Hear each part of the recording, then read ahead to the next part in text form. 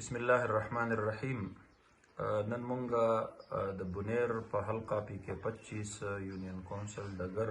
ګاون بګړه کې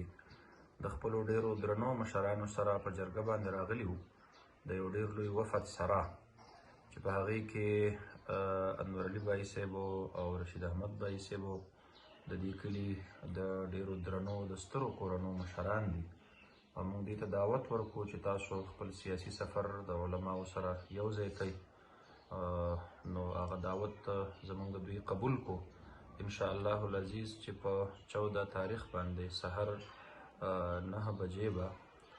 موږ دلته د دې د شمولیت چې کومه جلسه ده دا به کوو که خیري. او فی الحال زه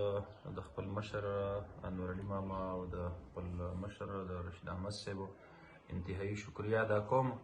او دعا ورله هم غواړم الله رب العالمین دې دوی ته او موږ ټولو ته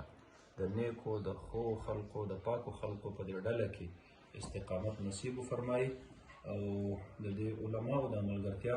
دا به انشاءالله العزیز زموږ د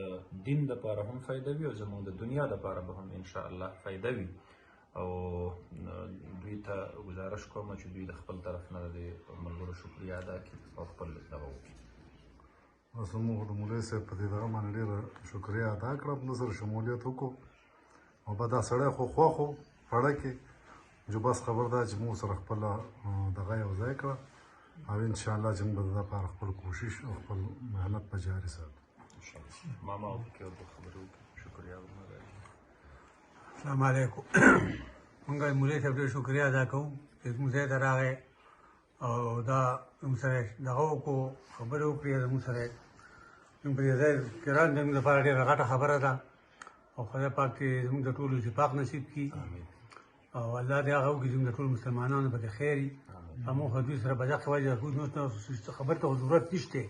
یا د دې لالچ دپاره یا د بل څه دپاره، صرف د الله د رضا دپاره او مولوي صاحب ښکلی خلک دی نو دوی سره موږ د شاملیت ته دغه وجه وکړو چې خدای پاک